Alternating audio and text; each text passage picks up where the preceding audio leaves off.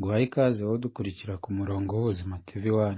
Iyi ni channel tubagezaho ibijyanye n'ubuzima, imyemerere, imyizerere, imibereho ndetse n'ibindi byagufasha mu buzima bwawe. Reka uyu munsi turebere hamwe amakosa 5 akomeye ashobora gutuma utsindwa mu buzima mu gihe waba utayitondeye.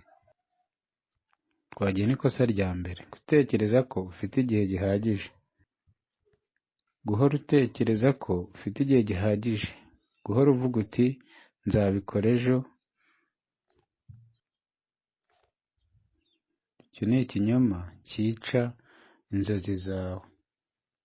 Igihe ntikizigera kigutegereza, igihe ntikirindira umuntu utagira gahunda, kigendana n'abihuta, bazi iyo bajya, bazi iyo bagana, bazi icyo bashaka. Cya kabiri,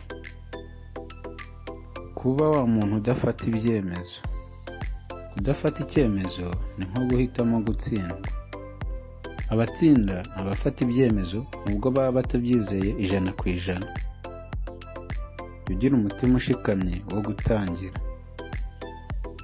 Cya gatatu kizatuma utsindwa mu buzima bwawe nutacyitondera, kuba mu bantu baguca intege.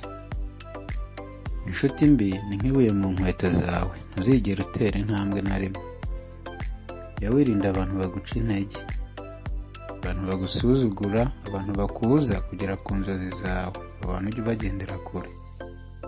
Cya kane, kumva ko uzi byose. Ujya wumva umuntu utajya wiga, umuntu utajya usoma, umuntu utajya wihugura. Iyo wibwira ko uzi byose, funga urugi rw'amahirwe yawe, komeza wige buri munsi, nirwo rugendo. Cya gatanu, gutinya guhinduka no gusohoka muri comfort zone, ahantu wumva utuje, ahantu wumva unezerewe.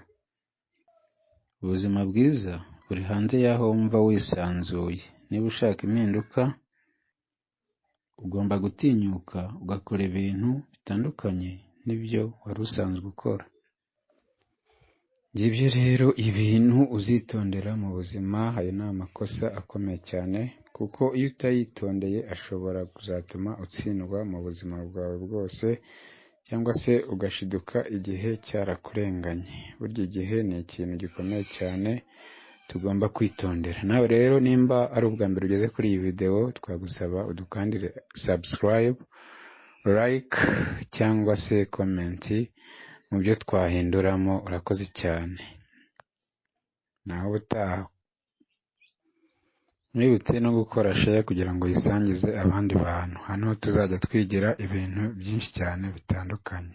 Bye.